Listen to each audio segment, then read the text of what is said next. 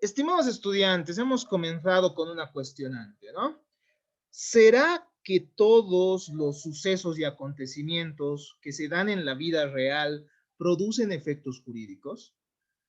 Esa es la pregunta que hemos realizado hace un momento y ustedes, justificando, claro, está sus respuestas, han dado sus puntos de vista, ¿no? Y me manifestaban que sí, efectivamente, todos los hechos podrían llegar a generar, o bueno, generarían efectos jurídicos. Pero vamos a dar respuesta a esta pregunta al final de esta temática, estudiando la denominada teoría de los hechos y actos jurídicos. Para esto, tenemos que realizar algunas distinciones previas. En los sistemas occidentales, estimados estudiantes, en el mundo en general, en el mundo occidental, hay dos grandes sistemas de derecho. El derecho no siempre entonces va a ser desarrollado y aplicado de la misma forma en todo lado, ¿no? Hay dos sistemas que se destacan y que son los que han influido de gran manera en el mundo. Uno de ellos es el sistema anglosajón o llamado el sistema del common law. Y hay otro que es el sistema romano-germánico o neo-romanista. Nuestro derecho en gran medida, al menos en el derecho civil, en el derecho, en la aplicación, digamos, del derecho comercial y en las codificaciones, etcétera, en varios fenómenos jurídicos que se han ido dando, sigue principalmente el sistema romano-germánico o neo-romanista. Primera precisión, primer aspecto a tomar en cuenta. Eh, ¿Sí hay alguna influencia del sistema anglosajón? Claro que sí, ¿no? Los sistemas no siempre van a ser puros. En realidad, si nosotros los distinguimos, es para tener cierta didáctica y para poder comprender de mejor manera cómo se desarrolla. ¿Por qué? Porque el derecho constitucional, por ejemplo, sí va a tener una influencia del common law, eso lo van a ver en su momento cuando lo estudien. Pero en, la mayor influencia en nuestro sistema la tiene el sistema romano-germánico. Pero ¿cuál es la diferencia? Ustedes se dirán, ¿no? Ustedes dicen, ya, hay dos sistemas, pero ¿qué te dice cada sistema? Me preguntarán. Una de las diferencias esenciales entre estos es la teoría del acto jurídico, ¿ya? Eso que vamos a ir estudiando. En el derecho anglosajón, estimados estudiantes, el juez, para dictar sus resoluciones, para realizar el razonamiento jurídico, se basa en precedentes, es decir, en fallos o sentencias o resoluciones anteriores, ¿no? El juez, por ejemplo, supongamos que un juez hace mucho tiempo había condenado a alguien por asesinato en ciertas circunstancias, ¿no? Entonces el día de hoy me toca un caso parecido a mí como juez. Digamos que una persona X mata a otra, entonces lo que busca el precedente es que se apliquen de manera similar esos fallos, ¿me entienden? Es así que se va cerrando ese sistema. Como se ha decidido antes, también yo debería decidir el día de hoy. Eso se llama la figura de, bueno, lo denominan el stare decisis, ¿no? Tendríamos que estar a lo decidido. Como ya se ha decidido antes de una forma, posteriormente no podría decidirse de otra, a menos que se haga esa figura que se llama el distinguishing, ¿no? El distinguishing lo que busca es, en realidad yo no puedo aplicar este precedente, es decir, esta sentencia anterior, porque hay un elemento que lo diferencia, ¿no? Hay algo diferente en este nuevo caso que hace que este antiguo no se aplique. Entonces, básicamente ese es el sistema anglosajón. El sistema anglosajón lo que busca entonces es que casos que se han decidido de una forma en el pasado se vuelvan a decidir de la misma forma en el futuro, ¿no? Ese es el sistema, ese es el razonamiento. Entonces, la jurisprudencia que es el conjunto de fallos, el conjunto de fallos emitidos por los más altos tribunales, es muy importante, como ustedes pueden ver. En nuestro sistema también, ¿no? Ha tenido una influencia, al menos en el derecho constitucional. También tenemos el respeto a la jurisprudencia y la aplicación de la jurisprudencia en derecho penal, en la denominada doctrina legal aplicable. Eso ustedes en su momento lo van a desarrollar y lo van a conocer muy bien. Pero la idea básica es esa, ¿no? Si se decidió de una forma anteriormente, debe decidirse de la misma forma en un caso parecido que se dé después. Pero en nuestro sistema, nosotros, o en el sistema romano-germánico que nos influencia, el razonamiento no se da de esa manera. El razonamiento jurídico, ¿no? En el sistema continental o romano-germánico se realizan razonamientos lógico-deductivos. Esto ustedes lo van a desarrollar de una manera exhaustiva en la materia de oratoria y argumentación jurídica. Van a hacer algunos ejercicios, pero es sumamente importante porque es la base de nuestro sistema. Es decir, que el juez debe determinar si los hechos son la realización de la hipótesis de una norma para aplicar las previsiones normativas. Es decir, el juez ya no se va a basar en casos parecidos que se han dado en el pasado, se va a basar en una norma jurídica, ¿no? Se va a basar en una norma jurídica preestablecida que el legislador ha emitido. El Estado, como ustedes saben y han debido estudiar en colegio también, tiene tres grandes órganos, ¿no? Tres grandes poderes. Y obviamente en nuestro sistema tenemos cuatro. Uno más que es el electoral. Es el órgano ejecutivo, el legislativo y el judicial, ¿no? El electoral también en nuestro sistema, en nuestra constitución concretamente. Entonces, uno de los órganos del Estado es el legislativo y ese es el que emite las leyes, el que emite las reglas bajo las cuales se va a mover la sociedad, ¿no? No en vano, estimados estudiantes, la definición más conocida del derecho es la siguiente, que el derecho sería el conjunto de normas que rigen a una sociedad, ¿no? Que rigen las conductas y relaciones de una sociedad. Entonces, el razonamiento lógico del juzgador en nuestro sistema y en los sistemas neorromanistas encuentra su fundamento en esta teoría de los hechos y actos jurídicos. ¿Ya? Ahorita vamos a ver qué es la teoría de los hechos y actos jurídicos. Esta teoría parte del supuesto de que todo efecto jurídico de un hecho tendría que estar previsto en una norma o regla de derecho. ¿Ya? Esa es la regla sobre la cual se va a desarrollar toda esta teoría que vamos a estudiar, esta teoría de los hechos y actos jurídicos. Entonces, en otras palabras, siempre, para esta teoría, siempre la norma es la que va a establecer los efectos jurídicos, ¿no? Los efectos jurídicos siempre van a estar previstos entonces en la norma. No es que tengamos que acudir a casos similares como en el derecho anglosajón, ¿no? Se entiende esa diferencia. Espero que así sea, si no, de todos modos, ustedes podrán realizar las consultas que vean necesarias.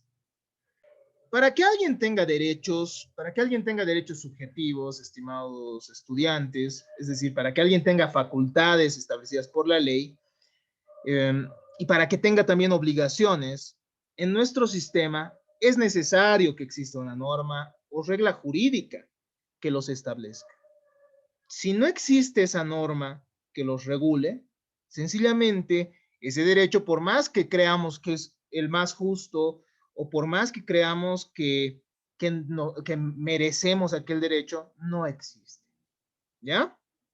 Entonces, los derechos y las obligaciones tienen que tener como sustento esa norma jurídica que los vaya a desarrollar o que los vaya a imponer también, ¿no? En el caso de ciertos deberes, por ejemplo, obligaciones. La estructura de la norma jurídica, obviamente esto cuando ustedes desarrollen un poco más el derecho, cuando lean otros textos, también va a ser refutado, ¿no? Porque van a decir un rato, hay diferentes estructuras de normas. Pero nosotros vamos a estudiar la estructura básica, ¿no? La más común para poder entender nuestra materia. Después, obviamente, ustedes dirán, pero hay otros tipos de normas. Claro que sí hay.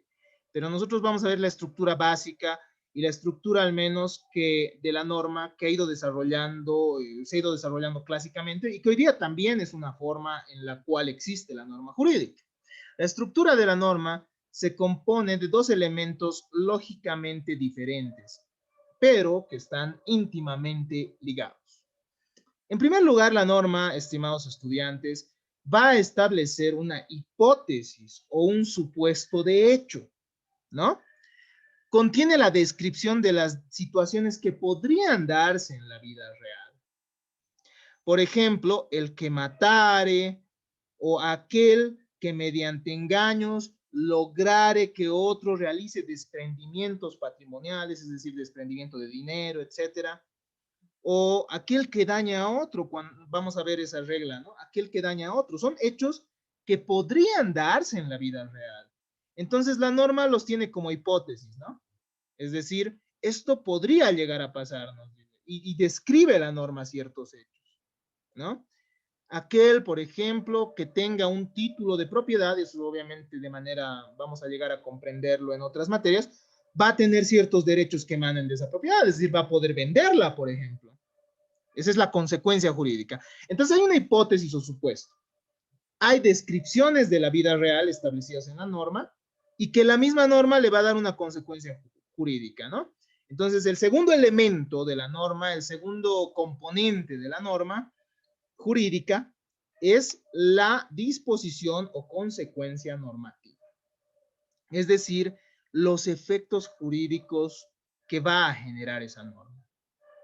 Entonces, lo que nos dice la norma es aquel que matare a otro con saña, bajo motivos fútiles, bajo motivos bajos, fútiles y bajos, entonces tendrá una consecuencia jurídica. ¿Cuál será esa consecuencia jurídica establecida por la ley? La consecuencia jurídica establecida por la ley son 30 años de prisión, ¿no? Por ejemplo, en el derecho civil, aquel que haga daño a otro, ¿no? ¿Eso es algo que puede darse en la realidad? Claro que sí, ustedes han debido ver día a día que uno puede generar daño a otra persona, ¿no? Incluso, qué sé yo, incluso uno en bicicleta puede atropellar a alguien y generarle un daño, ¿no? Entonces ustedes dirán, aquel que daña a otro, y bueno, la ley establece que aquel que daña a otro tiene que reparar ese daño. ¿Y la consecuencia jurídica cuál es ahí? Que se tiene que reparar ese daño, ¿no?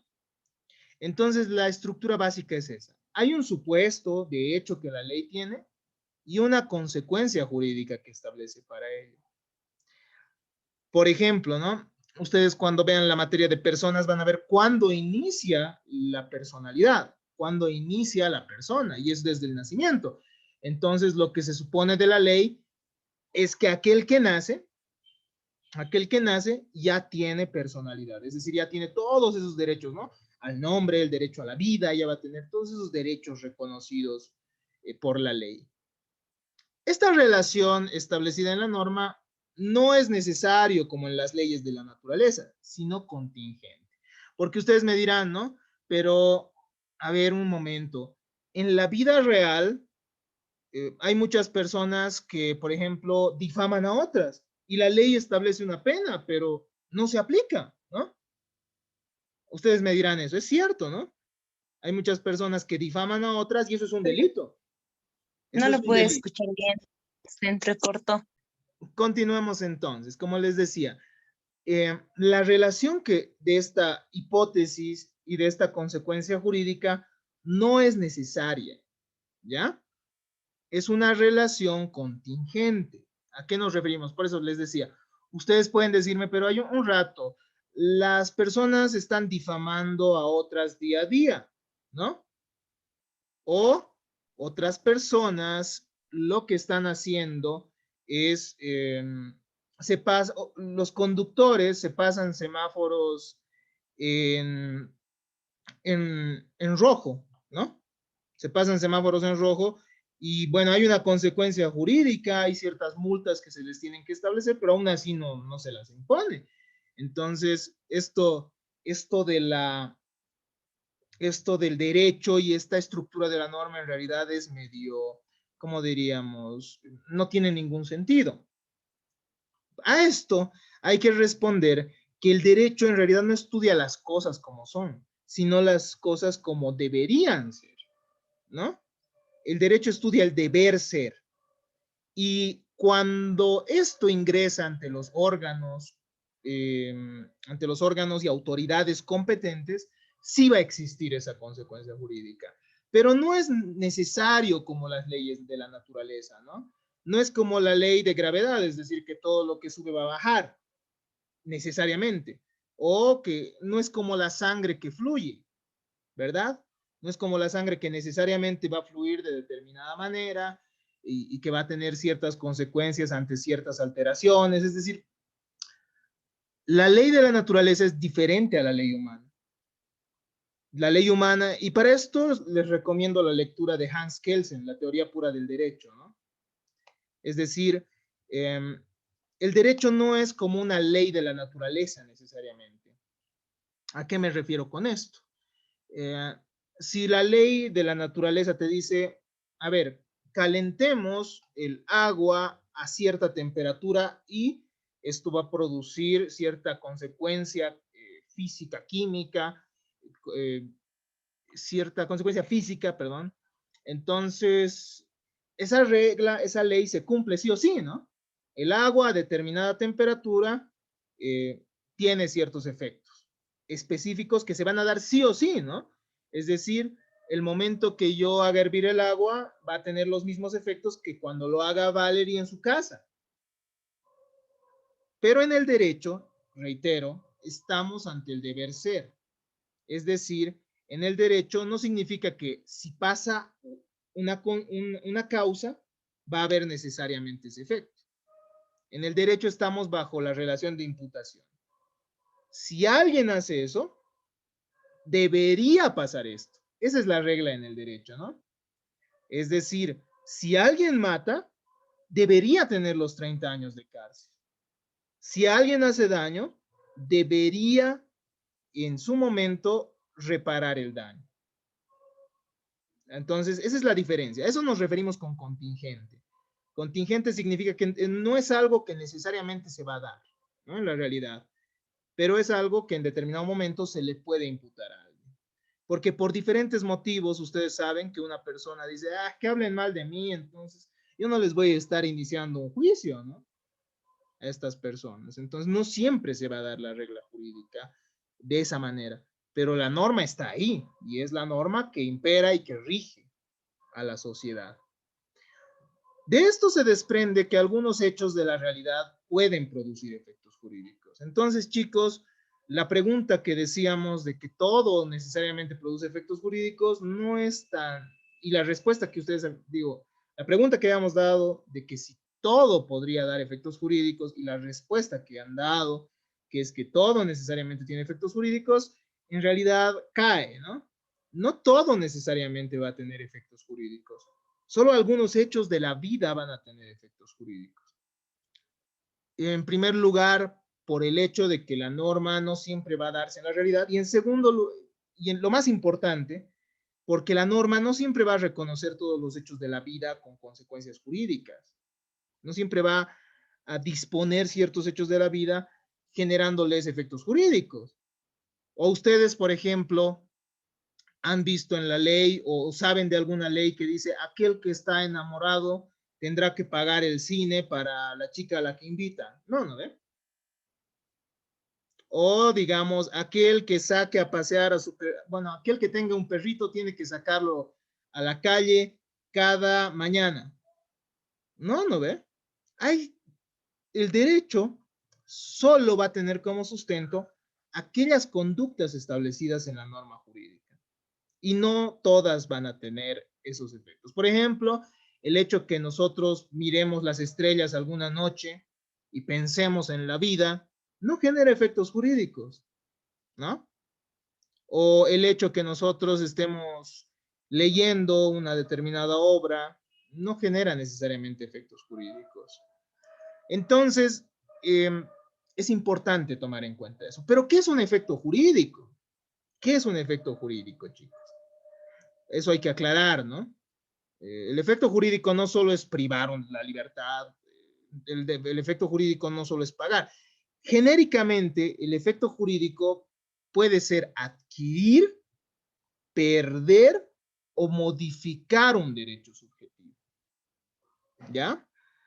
Entonces, los efectos jurídicos pueden ser adquirir, ¿no? Yo voy a la tienda, a una tienda en la Eloy Salmón y digo, véndame un celular. En ese momento, yo he adquirido un derecho de propiedad sobre el celular, ¿no? Después de realizar el correspondiente pago. Entonces, uno de los efectos jurídicos es la adquisición de derechos, ¿no? Por ejemplo, ustedes van a ver en el derecho civil la figura de la accesión. Un efecto jurídico, el efecto jurídico de la accesión es que por la naturaleza muchas veces, por aluvión o abulsión, eso ya lo van a desarrollar mejor, es decir, por un hecho de la naturaleza, caen sedimentos en nuestra propiedad, ¿no? Nosotros tenemos nuestro terrenito, supongamos que hay una riada fuerte y llegan ladrillos hasta nuestro terreno. Según esta figura, nosotros ya somos propietarios de sus ladrillos. Entonces adquirimos, ¿no? Ese es un efecto jurídico, es adquirir. Podemos adquirir el derecho de propiedad. El momento que nacemos, por ejemplo, chicos, nosotros ya adquirimos derechos de la personalidad. Derecho a la vida, derecho al nombre, derecho al honor, derecho a la actividad física, algunos han manifestado. Tenemos también el derecho a la propia imagen, es decir, a que nuestro rostro no sea difundido de manera perjudicial para nosotros, ¿no? Ese derecho a la efigie. Tenemos el derecho a la privacidad también, ¿no? Que van surgiendo. ¿Cuándo surgen? Con el nacimiento, ¿no? El momento que uno nace, se adquieren derechos. Y eso está establecido en la norma jurídica. Entonces, a veces adquirimos derechos, pero otras veces los perdemos, ¿no? Otras veces perdemos.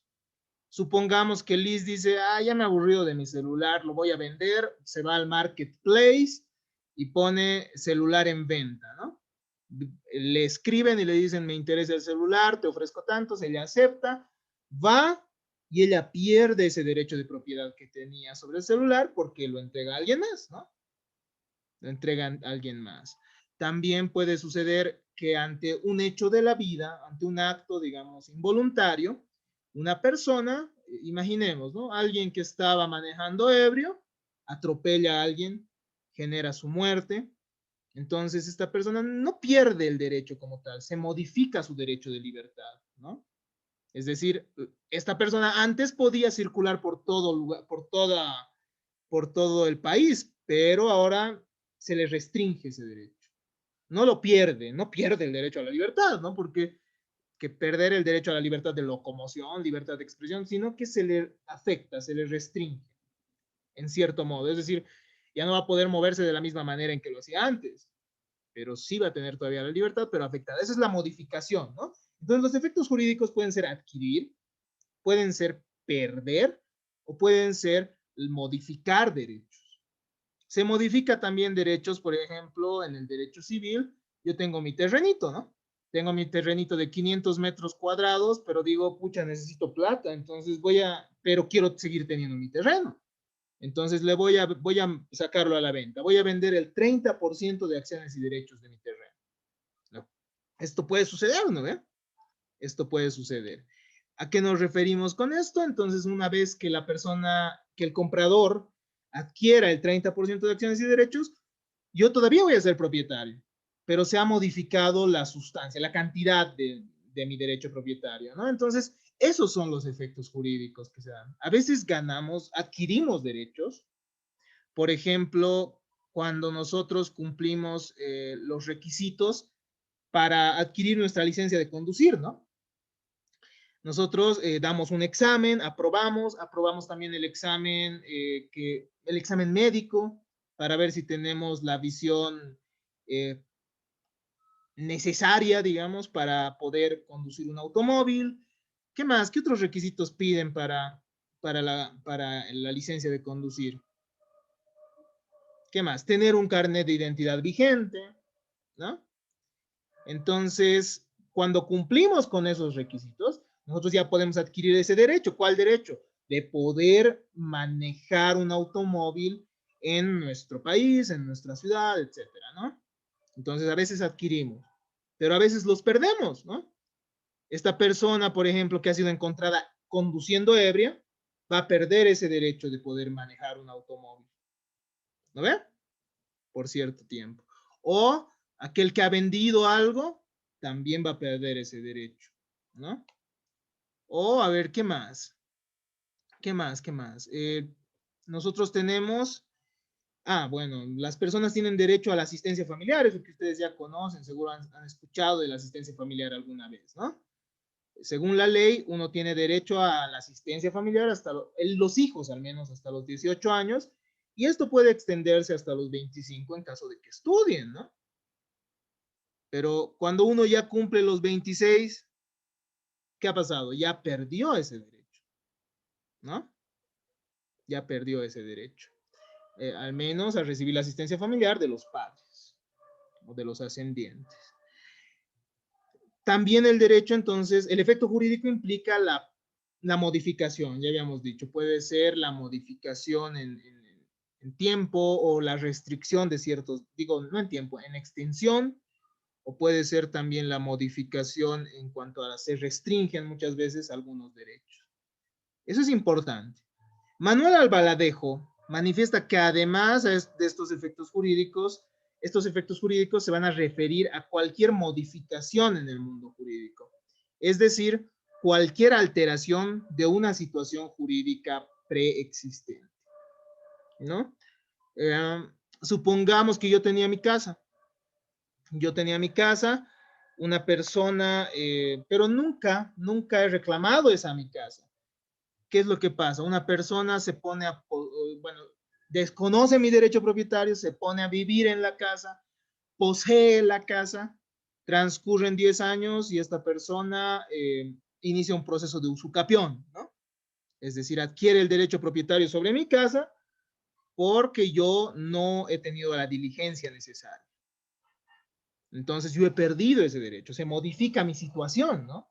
Se modifica y pierdo ese derecho. ¿Por qué? Porque antes era propietario y como no he ejercido mi derecho propietario por 10 años y he dejado que una persona más se comporte como propietario, esa persona, eh, se hace propietaria, ¿no? Y nosotros, obviamente es un poco más complejo, esto lo van a analizar en otra materia de derecho civil que se llama bienes.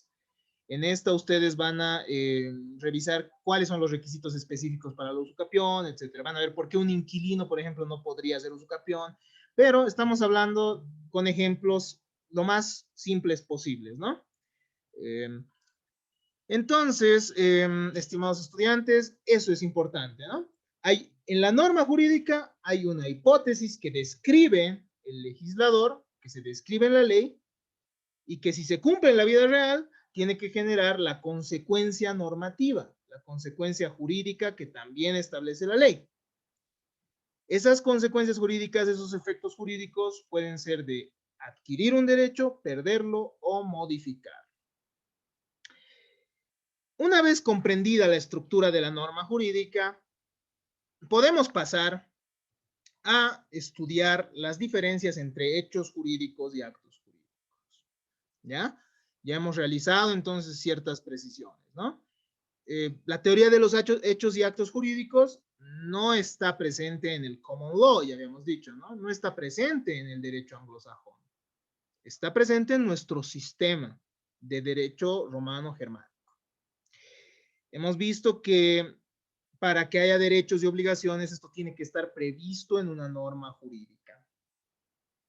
En una norma jurídica. La norma jurídica puede ser de diferente rango, eso ya van a irlo desarrollando también y van a ir complementando lo que estamos aprendiendo acá en la materia de introducción al derecho. En la materia de introducción al derecho, en oratoria y argumentación jurídica también. ¿Qué es el hecho jurídico, chicos? ¿Qué es el hecho jurídico? Veamos qué nos dicen algunos autores.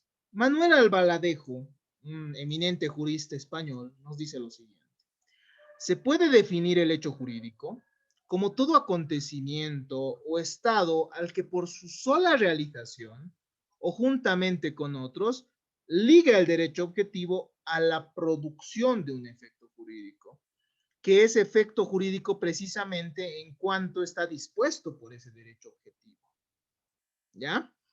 Entonces, cuando la norma jurídica establece algo y el hecho jurídico, bueno, y el hecho de la realidad, el hecho que se da o los sucesos que se dan en la vida real se adecúan a lo que establece la norma en su hipótesis o supuesto, o su hipótesis normativa, en la hipótesis normativa, entonces se generan esos efectos jurídicos, ¿no? Savigny, ¿qué nos dice? Bueno, Savigny es el que ha generado esta noción del hecho jurídico, ¿no? Es un jurista alemán al que seguro van a estudiar mucho más cuando ustedes analicen la temática de, bueno, filosofía del derecho y también la posesión, etcétera. Savigny nos dice que el hecho jurídico es todo acontecimiento natural o del hombre capaz de producir efectos jurídicos, crear, modificar o extinguir las relaciones jurídicas. Entonces, chicos, una cosa es la norma jurídica y otra cosa es lo que se da en la vida real, ¿no?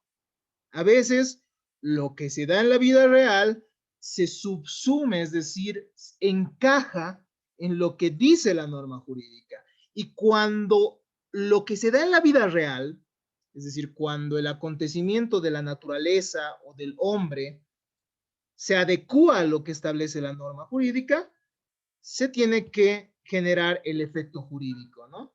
Esto que hemos visto en nuestra, esto que hemos visto al analizar la norma jurídica. La norma jurídica tiene dos partes, ¿no? Una hipótesis, una descripción abstracta y una consecuencia normativa. Una consecuencia que es crear, bueno, adquirir, perder o modificar un derecho, ¿no? El hecho jurídico es lo que sucede en la vida real. Lo que sucede en la vida real y que cumple con los parámetros establecidos por la norma para generar efectos jurídicos. El hecho jurídico es un acontecimiento engendrado por la actividad humana, nos dice Julien Bonnecas, o puramente material, tornado en consideración por el derecho para derivar de él, en contra o en provecho de una o varias personas, un estado, es decir, una situación jurídica general y permanente, o por el contrario, un efecto jurídico limitado. El hecho jurídico entonces va a ser aquel suceso de la vida real idóneo para generar esos efectos jurídicos establecidos por la norma.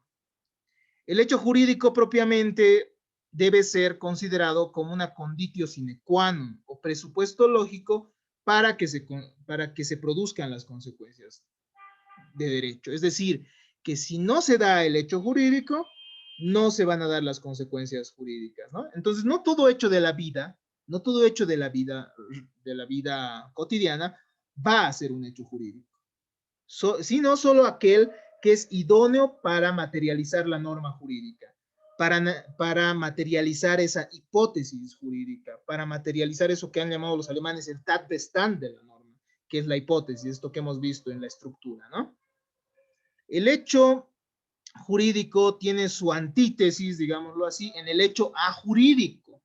Y el hecho ajurídico es aquel acontecimiento, evento, suceso que se genera por la naturaleza o por el hombre que no genera efectos jurídicos, ¿no? Un árbol cae en un bosque que no está habitado. Esto no genera efectos jurídicos, ¿verdad? Un animalito se come a otro en el bosque o en la selva, pero esto no genera efectos jurídicos. Entonces, el hecho ajurídico es aquel que no produce efectos jurídicos. Estar enamorado, estar enojado, por sí solos, no son hechos que materialicen la norma, ¿no? Uno a veces se va enojado, se encierra en su cuarto, seguro algunas veces ustedes han podido vivir esa experiencia, ¿no? Se encierran en su cuarto enojados, empiezan a golpear su colchón, a golpear su almohada, pero eso no genera efectos jurídicos, ¿verdad? Así es entonces. Entonces ese es un aspecto a tomar en consideración.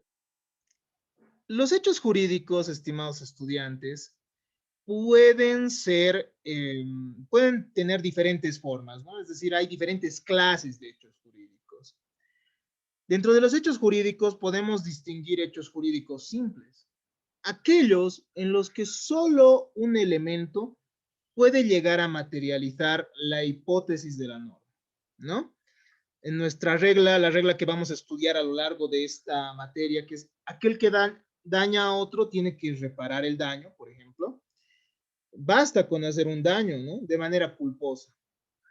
Aunque bueno, ese no es un buen ejemplo, creo, porque hay varios requisitos que se tienen que cumplir. O por ejemplo, hecho jurídico simple, el nacimiento, ¿no? El nacimiento genera ya derechos para el nacido. Entonces, basta con que la persona nazca con vida para generar esos efectos jurídicos. Es decir, la autoridad paterna, por ejemplo, también va a surgir desde el nacimiento el derecho que tiene esa persona a vivir. Desde el nacimiento va a generarse el derecho a la integridad física y así otros que ustedes van a ir desarrollando y van a ir estudiando mucho más a fondo a medida que vayan estudiando nuestra carrera. En derechos humanos van a ver un poquito de esto, ¿no? De ciertos derechos que necesariamente van a estar presentes ahí. Pero hay también hechos jurídicos complejos, aquellos que requieren más de un elemento para materializar la hipótesis de la norma. Y ahí sí entra este ejemplo que quería dar hace un momento, ¿no? Aquel que daña a otra persona de manera dolosa va a tener que reparar el daño, de manera dolosa o culposa, es decir, que tenga esa, al menos conciencia de que está generando el daño. Ese es uno de los requisitos. Otro de los requisitos es hacer daño. Otro de los requisitos es que haya un nexo causal entre el daño generado y la actividad misma. Entonces, y otro de los requisitos es el daño, ¿no? Como tal, es decir, ese menoscabo patrimonial, es decir, ese empobrecimiento que se genera. Pero ya vamos a ir estudiando eso con más detalle. Entonces, hay hechos jurídicos complejos, ¿no? Un hecho jurídico complejo lo tenemos en el hecho de recabar ciertos requisitos, ¿no? Para conseguir ciertos documentos. Habíamos dado el ejemplo hace un momento de la licencia de conducir. Son varios requisitos que tienen que darse, varios sucesos que se tienen que dar en la vida real, ¿no? Uno tiene que haber sacado su carnet primero, tiene que haber ido a hacerse el examen médico. Esos son hechos de la vida, ¿no? Uno tiene que llenar un formulario. Eso es un hecho que se da en la realidad. Y una vez que se cumplan esos requisitos, recién esta persona va a poder tener ese derecho de adquirir esa licencia. Entonces, los hechos jurídicos pueden ser simples, a veces solo requieren un requisito para generar sus efectos jurídicos y otras veces complejos, que requieren más de un elemento. También se encuentra la siguiente clasificación, y esta es importante. El hecho jurídico puede ser hecho jurídico natural y hecho jurídico humano. El hecho jurídico natural se refiere al acontecer de las fuerzas de la naturaleza que conllevan consecuencias jurídicas sin participación del hombre. Derrumbes, incendios, etc. Ustedes van a estudiar a lo largo de nuestra carrera que hay ciertas situaciones, por ejemplo, en las cuales la naturaleza incluso nos puede liberar de una obligación, ¿no? Imaginemos, igual vamos a ver en esta materia, ¿no?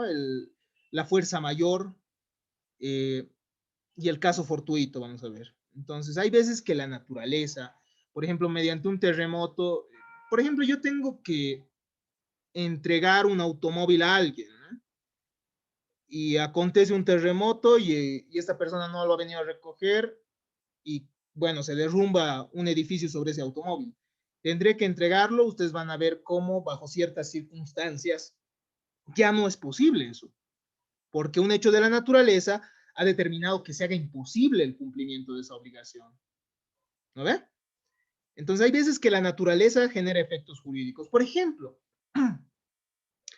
¿se acuerdan de los deslizamientos que se han dado, ¿no? En diferentes puntos del país?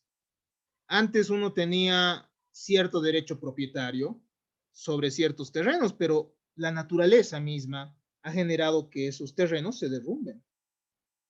Entonces, según el derecho de propiedad, una de las formas de pérdida del derecho de propiedad es por destrucción de la cosa. Entonces, estas personas, yo tenía, digamos, mi construcción bien bonita, pero llega el deslizamiento, se va mi construcción y se destruye. Entonces, ¿qué es lo que ha pasado acá? Un hecho de la naturaleza ha generado consecuencias jurídicas. ¿Cuál es esa consecuencia jurídica? la pérdida de mi derecho de propiedad sobre eso, por la destrucción que se ha dado. O bueno, la muerte, ¿no? La muerte de las personas, como ustedes saben, es un suceso de la naturaleza, ¿no? Es un hecho natural. Y cuando una persona muere, ustedes van a ver en derecho de sucesiones que se abre la sucesión hereditaria, ¿no? Los herederos van a poder exigir su parte de ese acervo patrimonial. Entonces se generan efectos jurídicos, si se dan cuenta. Pero también con la muerte se van perdiendo ciertos derechos. Los derechos de la personalidad, por ejemplo. ¿No ve? Es decir, uno ya, su nombre no subsiste. El derecho al nombre que tenía se pierde. El derecho a la vida también, ¿no? El momento en que ha fallecido esta persona. Ya hay discusiones, obviamente, que van a ir viendo a lo largo de la materia. Pero entonces hay el hecho jurídico natural. De la naturaleza pueden surgir efectos jurídicos. ¿No ve? O por ejemplo, vamos a ver, van a ver ustedes en derecho civil bienes, cómo hay ciertas distancias que tienen que respetarse entre los vecinos para poder plantar un árbol, ¿no? De acuerdo al tamaño del árbol, etcétera. Entonces, si el árbol crece demasiado, crece en sus raíces, eso va a generar efectos jurídicos y es que tengas que reparar ese daño también a tu vecino, ¿no? Entonces, hay hechos de la naturaleza que generan efectos, como habíamos dicho. Pero también el hecho jurídico puede ser humano. Este puede ser accidental o voluntario, generándose la siguiente subdivisión. El hecho jurídico stricto sensu, propiamente dicho, va a referirse a los acontecimientos que se efectúan sin la intención de producir efectos jurídicos previstos por la norma, ¿no? Por ejemplo, atropellar a alguien. Atropellar a alguien. Entonces, en el hecho jurídico humano, stricto sensu, propiamente dicho, una persona puede generar efectos jurídicos sin la intención de generar, de hacer el acto, ¿me entiendes? Uno está manejando el automóvil, pero no es su intención atropellar, ¿no? Entonces, bueno, se distrae, digamos, en algún momento y atropella a alguien. Entonces, en este caso, estamos ante un hecho jurídico stricto sensu. Tenemos también el acto jurídico, y el acto jurídico ya es diferente. ¿Por qué? Porque en el acto jurídico estamos ante una persona que deliberadamente busca resultados jurídicos, ¿no? O determinadas consecuencias jurídicas. Por ejemplo, o sea, aquí ya es la intención generar esos efectos jurídicos, ¿no ve? Por ejemplo, las personas que adoptan, ¿verdad? Cumplen con todo un procedimiento, cumplen con un montón de requisitos para adoptar y que para que otra persona forme parte de su familia. ¿No ve? Adoptan un menor y en este caso lo hacen intencionalmente. Entonces ellos buscan esos efectos jurídicos, ellos buscan tener la autoridad paterna, ellos buscan generar esas obligaciones de cuidado hacia la persona adoptada, ¿verdad? En el matrimonio también estamos ante un acto jurídico, ¿no? Es decir, uno se une en matrimonio voluntariamente, voluntariamente y busca generar esos efectos jurídicos que también están establecidos, obviamente no a cabalidad, porque uno no siempre sabe cuáles son totalmente todos los efectos jurídicos que hay, pero hay ciertas obligaciones, ¿no? La fidelidad, el cuidado de los hijos, el apoyo mutuo que se tienen que dar en el matrimonio. Y eso está establecido en el Código de las Familias. Entonces, hay un acto jurídico cuando intencionalmente uno busca generar efectos jurídicos. Y tenemos también los contratos. Ustedes han debido celebrar muchos contratos, ¿no? Un contrato típico que celebramos día a día es el contrato de compra-venta. Cuando vamos al mercado, ¿no? Casera, vendeme, qué sé yo, 2 libras de tomate. Es un contrato de compra-venta que se realiza ahí. Contratos de permuta. Entonces, nosotros buscamos generar efectos jurídicos ahí. ¿Por qué? Porque cuando celebramos el contrato de compra-venta, nosotros buscamos adquirir esos bienes y que sean de nuestra propiedad. ¿No ve? Y también sabemos que tenemos que pagar un precio. O cuando nosotros alquilamos un determinado ambiente, ¿no? Nosotros sabemos que tenemos que pagar un canon de arrendamiento y la persona que celebra el arrendamiento, el arrendador se llama, que usualmente es el propietario del bien, sabe que no puede molestar, que no puede perjudicar a la persona a la que ha entregado ese bien, ¿no? Entonces, en los contratos sabemos que buscamos efectos jurídicos. La diferencia, obviamente, entre el acto jurídico y el negocio jurídico, que es la subespecie, es que el negocio jurídico es patrimonial, es decir, es avaluable en dinero, ¿no? Nosotros vamos a ver en un momento más entonces el acto jurídico. Analicemos entonces al mismo. El acto jurídico, estimados estudiantes, es una manifestación exterior de la voluntad. Entonces aquí sí hay esa voluntad. Es decir, el querer exteriorizado, ¿no? Lo que queremos lo manifestamos en el acto jurídico. A diferencia del hecho, en el hecho jurídico estamos en el género, ¿no? En el hecho jurídico entran también los sucesos de la naturaleza, pero en el acto jurídico estamos ante la especie. En el hecho jurídico estamos ante sucesos, acontecimientos, eventos que se dan en la naturaleza o se dan por la voluntad del hombre que generan efectos jurídicos. Pero en el acto jurídico, que es la especie, estamos ante una manifestación de la voluntad. Es decir, la persona busca efectos jurídicos. ¿Qué nos dice Julien Bonnecas? Leamos. Es una manifestación exterior de la voluntad, bilateral o unilateral, cuya función directa es engendrar, fundándose en una regla de derecho en contra o en provecho de una o varias personas, un estado, es decir, una situación jurídica permanente o al contrario de efecto limitado que conduce a la formación, a la modificación o a la extinción de una relación jurídica. Yo cuando voy a comprar un celular al Eloy Salmón, busco generar una nueva situación jurídica, porque ahora voy a ser propietario de ese celular. Cambia mi situación jurídica, ¿no? Yo cuando contraigo matrimonio con una persona, ya sé que va a cambiar mi situación jurídica. Es decir, mi estado civil va a cambiar del estado civil de soltero al estado civil de casado. Y eso va a generar obligaciones diferentes.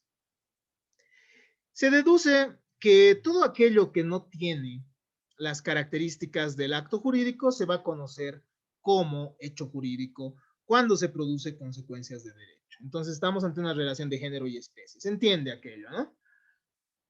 El enlace entre el supuesto jurídico y su realización material en la vida constituye una relación contingente que puede o no darse por no haberse efectuado la conducta requerida en la norma. Esto ya lo hemos analizado, ¿no?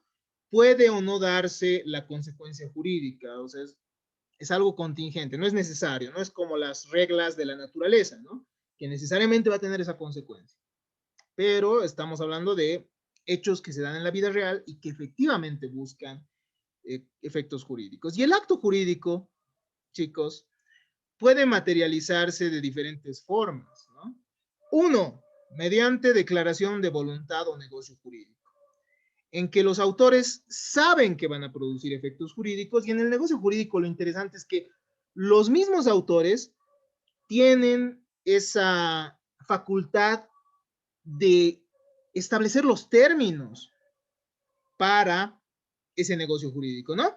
Es decir, Liz me dice, véndame por favor su casa, pero se la voy a pagar en 3 cuotas. Y yo le digo, ya, a ver, quedaremos las fechas. Y las fechas no están en la ley, ¿no? Edilson, Valerie, no, ¿no? O sea, las fechas, la ley no te dice se tiene que pagar en 3 plazos y estos 3 plazos van a ser con un mes de diferencia. No. La ley lo que te dice es que se reconoce la autonomía de la voluntad, es decir, la voluntad de las personas, que la voluntad de las personas pueda generar efectos jurídicos. Entonces, en el negocio jurídico estamos ante una figura en la cual las personas deciden la forma en la que se van a desarrollar esos efectos jurídicos. ¿No ve? Y ustedes saben, por ejemplo, se decide entre las partes en un contrato de alquiler, ¿no? ¿Cómo se va a pagar el agua? ¿Cómo se va a pagar la luz? No, este tiene medidor propio. No, no, no, este se paga a prorrata, ¿no? Entre todos los habitantes del lugar. Entonces, en el negocio jurídico, que es la especie del acto jurídico, ya las partes deciden cómo se forman esos efectos jurídicos. En el acto jurídico todavía hay esa posibilidad que uno no decida totalmente, porque en el matrimonio surgen efectos jurídicos por ley, ¿no? No es que uno decide, a ver, así va a ser nuestro matrimonio necesariamente, ¿no? O sea, te voy a ser fiel hasta, ahí, hasta por ahí nomás, ¿no? ¿No? O sea, no. Hay deberes establecidos en la ley, obligaciones establecidas en la ley. Actos de derecho en los que los efectos no surgen necesariamente de lo querido. No siempre, entonces, estimados estudiantes, los efectos jurídicos los vamos a conocer a cabalidad. En la figura que más conocemos los efectos jurídicos que vamos a tener es en el negocio jurídico, porque nosotros lo celebramos y sabemos de qué manera lo estamos celebrando. Pero hay actos de derecho en los que los efectos no necesariamente son los que buscamos, ¿no? Por ejemplo, en la adopción, en el matrimonio, no siempre vamos a saber el momento en que adoptamos o el momento en el que nosotros contraemos matrimonio, no siempre vamos a saber cuáles son la totalidad de los efectos jurídicos, ¿no ve? No siempre vamos a saber cuánto tenemos que pagar de asistencia familiar si es que nuestros hijos se independizan, etc.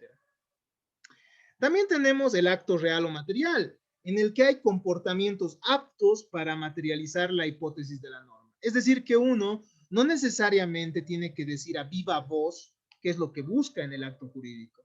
A veces el acto jurídico se presume por los actos de la misma persona. ¿No ve?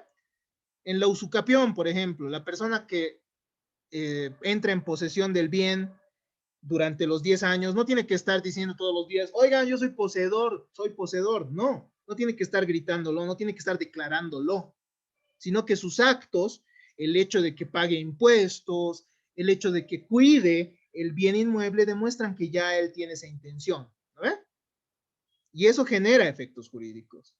Las intenciones, o sea, los actos también pueden demostrar o generar el acto jurídico, ¿no? El acto jurídico se puede materializar entonces mediante conductas también, no solo mediante las declaraciones, no solo mediante palabras, ¿no? Finalmente, dentro del acto jurídico, algunos autores han manifestado que se encuentran los actos ilícitos, en los que la voluntad implica la realización de lo prohibido. Muchas veces también entonces las personas obran conforme a, bueno, de manera contraria a la norma. Doctor, no se le escucha. Un trato. Como les decía, el acto jurídico también puede darse mediante actos ilícitos. Uno muchas veces va a incumplir lo establecido por la norma y ahí va a estar también el acto jurídico, porque ese incumplimiento de la norma va a generar efectos jurídicos. Por ejemplo, cuando alguien incumple una obligación, yo le tengo que pagar el precio de una casa a Liz, pero no se lo he pagado, ella podrá agredir mi patrimonio posteriormente, es decir, rematar mis bienes, venderlos judicialmente y cobrarse, ¿no? Entonces, ese es un acto que podría darse contra derecho. De esta manera, entonces hemos concluido con nuestra corta clase del día de hoy. El día de mañana, bueno, el día de pasado mañana en realidad, ¿no? Nos toca analizar el negocio jurídico, la clasificación también de los actos jurídicos y de esa manera ya vamos a entrar a revisar lo que es la relación jurídica y ya vamos a entrar a revisar la responsabilidad dentro de todo esto. Porque la responsabilidad, estimados estudiantes, se genera mediante hechos jurídicos, mediante actos jurídicos, ¿no? Muchas veces la responsabilidad también va a permitir mediante hechos jurídicos que una persona no llegue a ser responsable. Entonces es un concepto sumamente amplio que vamos a ir desarrollando a lo largo de nuestra asignatura. Entonces hasta acá nuestra grabación del día de